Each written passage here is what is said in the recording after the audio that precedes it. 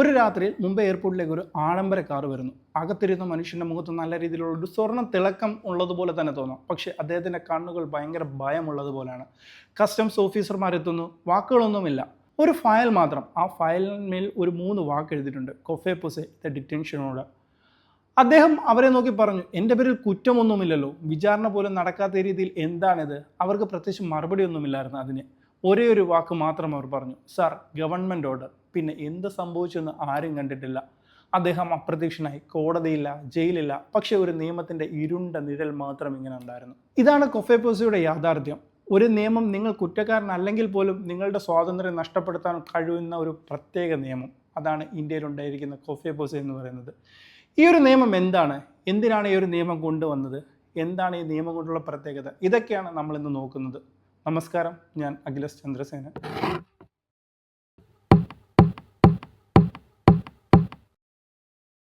1970കളിലെ India അടിയന്തരാവസ്ഥയുടെ ഗന്ധം പരക്കുന്ന ഒരു കാലം. രാജ്യത്തെ സാമ്പത്തിക നില വളരെ രീതിയിൽ തകർന്നു കിടക്കുന്ന ഒരു സമയം. ഡോളറില്ല, വിദേശ വിനിമയമില്ല, രാജ്യത്തിൻ്റെ തലയെടുപ്പ് നല്ല രീതിയിൽ നിലംപൊത്തി നിൽക്കുന്ന ഒരു സമയം.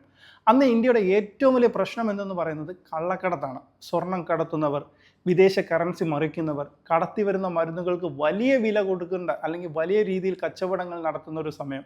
എല്ലാം രാജ്യത്തിൻ്റെ സാമ്പത്തികത്തെ നല്ല രീതിയിൽ പിന്നോട്ട് നയിക്കാൻ കാരണമായിട്ടുള്ളതായിരിക്കുന്ന ഒരു സമയം. മാത്രമല്ല, അതിനൊപ്പം വിദേശ നാണയങ്ങൾ സിംഗപ്പൂർ, കൊളംബോ, മുംബൈ എന്നീ ചങ്ങലയിൽ ഒഴുകിക്കൊണ്ടിരിക്കുന്ന ഒരു സമയം. അപ്പോഴാണ് സർക്കാരിന് അത് തിരിച്ചറിഞ്ഞത്, ഈ ഒരു കുറ്റകൃത്യം വെറും കുറ്റകൃത്യങ്ങളൊന്നുമല്ല, രാജ്യത്തിൻ്റെ ഭാവിയെ തന്നെ വിറ്റുകൊണ്ടിരിക്കുന്നവയാണെന്ന്. അങ്ങനെ 1974 ഇന്ദിരാഗാന്ധിയുടെ സർക്കാർ ഒരു ശക്തമായ നിയമം കൊണ്ടുവന്നു. The conservation of foreign exchange and prevention of smuggling activity act 1974 അഥവാ കൊഫെ പൊസ. പേരിൽ തന്നെ പറഞ്ഞിട്ടുണ്ട്, വിദേശ നാണയം സംരക്ഷിക്കുക, കള്ളക്കടത്ത് തടയുക. പക്ഷേ യഥാർത്ഥത്തിൽ ഇതൊരു പ്രിവെൻറ്റീവ് ഡിറ്റൻഷൻ ലോ അഥവാ മുൻകൂട്ടി തടവിലാക്കൽ നിയമം എന്ന് തന്നെ പറയാം. എന്താണ് കൊഫെ പൊസെ? കൊഫെ പൊസെ കൊണ്ട് എന്താണ് ഉദ്ദേശിക്കുന്നത് എന്ന് നമുക്കൊന്ന് നോക്കാം.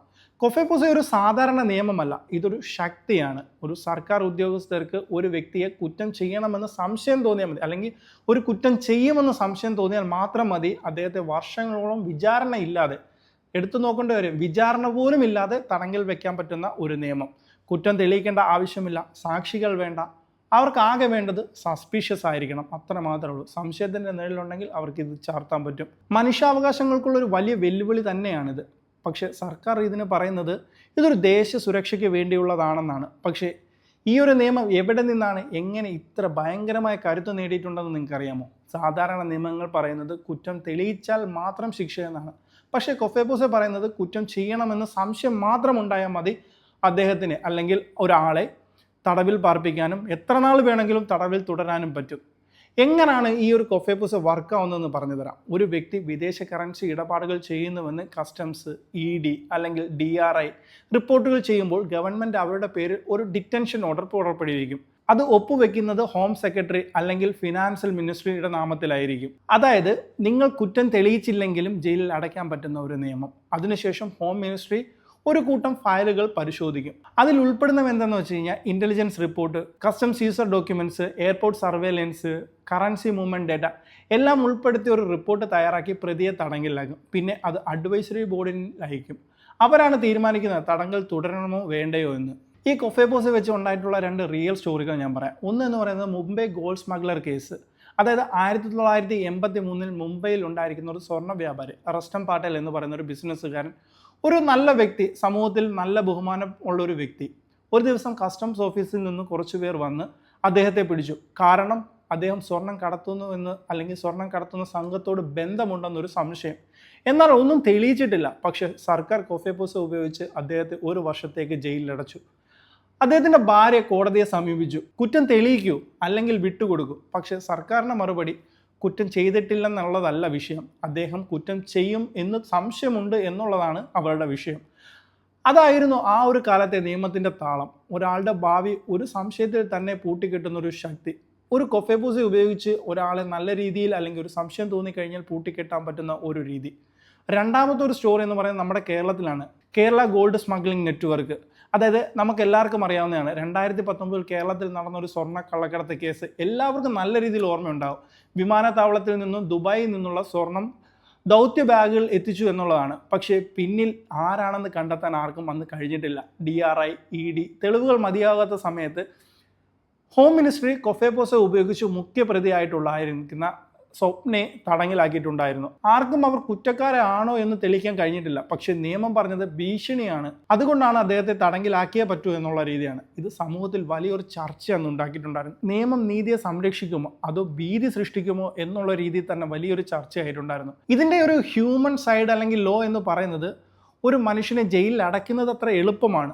പക്ഷേ അദ്ദേഹത്തിൻ്റെ കുടുംബം, കുട്ടികൾ, ജീവിതം അതൊക്കെ നഷ്ടപ്പെടുന്നവരാണ് പിന്നീടുണ്ടാകുന്നത്. കൊഫേപോസ കേസുകളിൽ പലപ്പോഴും പ്രതികൾ വർഷങ്ങളോളം കോടതിയിൽ പോലും പോകാൻ കഴിയാതെ ജയിലിൽ കിടക്കുന്നവരാണ്. ചിലർക്ക് പിന്നീട് അഡ്വൈസറി ബോർഡ് വിടുതൽ നൽകുകയൊക്കെ ചെയ്യും. പക്ഷെ അവരുടെ ജീവിതം പിന്നീട് തകർന്ന രീതിയിലാവും. ഒരു ജയിലിൽ കിടന്ന ഒരാളെ പിന്നീട് സമൂഹം എങ്ങനെയാണ് കാണുന്നതെന്ന് നമുക്ക് എല്ലാവർക്കും അറിയാവുന്നതാണ്.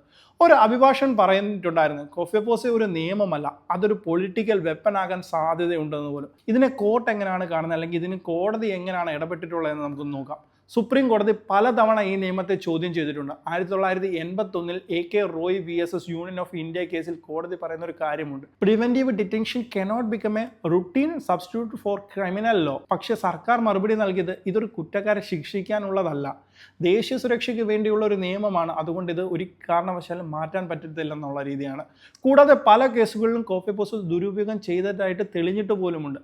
ചില രാഷ്ട്രീയ നേതാക്കളെ, വ്യാപാരികളെ പ്രത്യേക തെളിവില്ലാതെ തടങ്കിലാക്കിയ സംഭവങ്ങൾ നമ്മുടെ ഇന്ത്യയിൽ നടന്നിട്ടുണ്ട്. പക്ഷേ ഇതിൻ്റെ ഒരു മറുവശവുമുണ്ട്, അത് നിങ്ങൾ അറിയണം. കുറ്റവാളികൾ പലപ്പോഴും നിയമത്തിൻ്റെ ലൂപ്പ് ഹോൾ ഉപയോഗിച്ച് രക്ഷപ്പെടുന്ന സാഹചര്യത്തിൽ കൊഫേപോസിലുള്ള നിയമങ്ങൾ അവരുടെ മുന്നിൽ വലിയൊരു ഭയം സൃഷ്ടിക്കുന്നു എന്ന് തന്നെ പറയാം. കാരണം ഒരു തെളിവ് പോലും ഇല്ലാതെ തന്നെ ഇവരെ പിടിച്ച് അകത്തിടാൻ പറ്റുമെന്ന് പറയുമ്പോൾ ആർക്കായാലും ഒരു ചെറിയ പേടിയോ ഭയം ഉണ്ടാവും. അതുകൊണ്ട് തന്നെ സർക്കാർ ഈ ഒരു നിയമത്തെ ഇന്നും സംരക്ഷിക്കുന്നു അല്ലെങ്കിൽ നിലനിർത്തുന്നു എന്നുള്ളതാണ്. നമ്മുടെ ഇന്നത്തെ കാലത്ത് ഈ ഒരു കൊഫേപോസെ എങ്ങനെയാണ് ഉപകാരപ്പെടുന്നത്, അല്ലെങ്കിൽ ഇതെങ്ങനെയാണ് ഇത് ഉപയോഗിക്കുന്ന എന്നുള്ളൊരു കാര്യം നമുക്ക് നോക്കാം. ഇന്ന് ഇന്ത്യയിൽ കള്ളക്കടത്ത്, ഹവാല ഇടപാടുകൾ, നികുതി വെട്ടിപ്പ് എല്ലാം വളരെ വലുതാകുന്നൊരു സമയമാണ്. അതിനാൽ കൊഫേപോസെ ഇപ്പോഴും customs, ED, DRI, home ministry എന്നിവർ ഒരു വലിയ ആയുധമായിട്ട് തന്നെയാണ് നോക്കുന്നത്. പക്ഷേ അതിൻ്റെ ഉപയോഗം അത്രയും സൂക്ഷ്മമായിട്ടായിരിക്കും. കാരണം ഒരു ഉത്തരവിൻ്റെ പേരിൽ പിന്നീട് ഒരു മനുഷ്യൻ്റെ ജീവിതം നശിപ്പെടാൻ അല്ലെങ്കിൽ നഷ്ടപ്പെടാൻ സാധിക്കരുത് എന്നുള്ള രീതിയിൽ തന്നെയാണ്.